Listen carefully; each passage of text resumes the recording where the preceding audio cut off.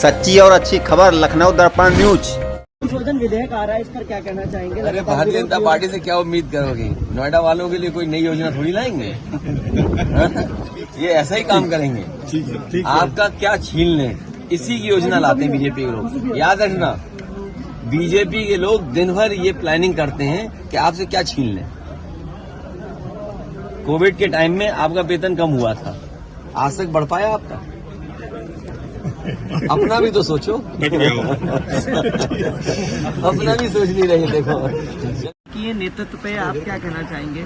India गठबंधन को लेकर के के नेतृत्व पे सवाल खड़ा किया। अभी कोई बड़ा सवाल नहीं पूछना है। ये हमारा इंडिया का अंदर का मामला है, ये हम लोग सुलझाते रहेंगे। क्या चीज? 27 में पीडीए चलेगा और पीडीए के लोग देख रहे हैं कि उनका वोट कैसे छीना जा रहा है, वो कैसे अपमानित हो रहे हैं। उन्हें एसओ की पोस्टिंग नहीं मिलेगी, सीओ नहीं बनाया जाएगा, क्योंकि वो वोट में कहीं न कहीं आपको दे देंगे।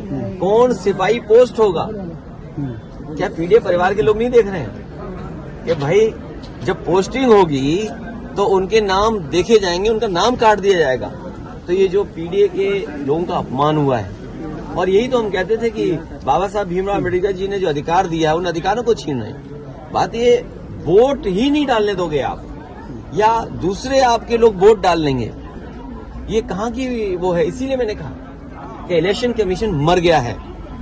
इलेक्शन कमीशन को जांच करनी चाहिए कि जो मरे हुए लोग थे उनके वोट कैसे पड़ गए, और अगर वोट पड़े हैं तो प्रिसाइडिंग ऑफिसर और जो संबंधित अधिकारी उनके खिलाफ कार्रवाई क्या कर रहा है election commission?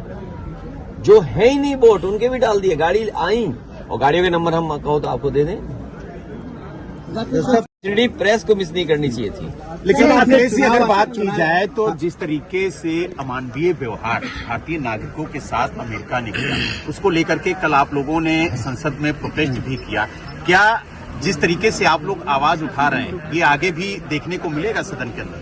Bharatiya Janata party की कुछ चीजों की तो पोल खुल गई, और पोल इसलिए खुल गई कि हमने और आपने वो डंका बजते हुए देखा था जी।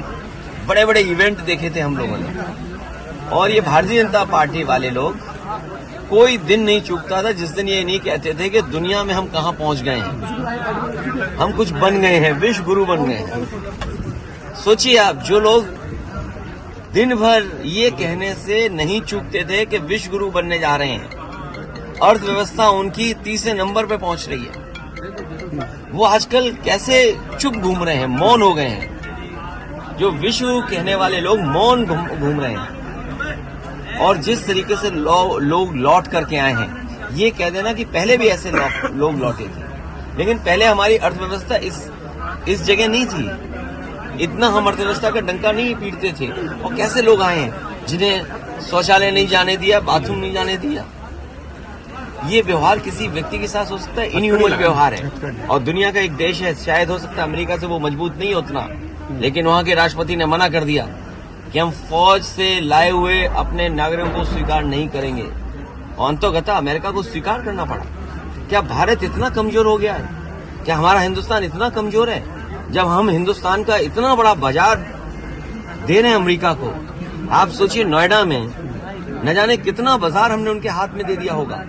हम कहते हैं हमारे लोग इलीगल पहुंच गए, वहां पे इलीगल इमिग्रेशन हो गया। तो किसकी नाकामी है? ये सरकार की नाकामी है, जो क्वालिटी ऑफ लाइफ या उनको बेटर अपॉर्चुनिटी नहीं दे पा रही।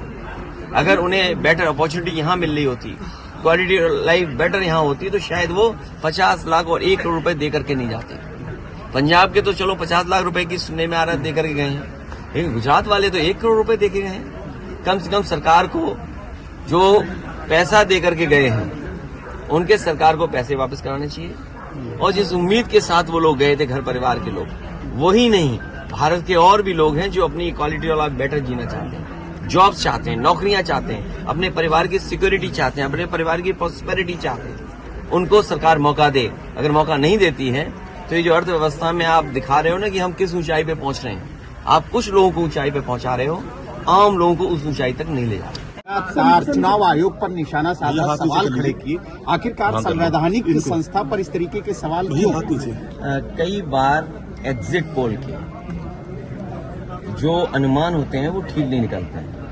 जो एग्जिट पोल अपने सर्वे के माध्यम से जानकारी देता है वो कई महीने में सही नहीं निकलता। अब क्योंकि कल रिजल्ट आना ही है तो जो मतदान हुआ है उसकी पूरी सच्चाई आपको कल मिल जाएगी। किसकी सरकार बनेगी, किसकी सरकार जाएगी, ये तो दिल्ली की बात हो गई। मिल्कीपुर चुनाव में और मिल्कीपुर चुनाव शुरू होने से पहले अगर आपको याद होगा तो मैं चाहता था कि आप सब लोग वहां आएं और देखें कि वोट कैसे डाला जाता है और वोट कैसे पड़ता है।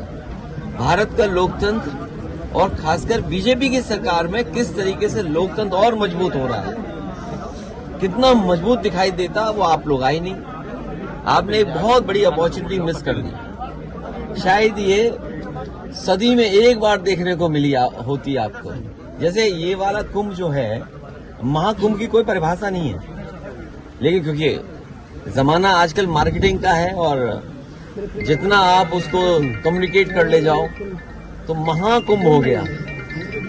144 साल का किसी ने प्रमाण नहीं मांगा।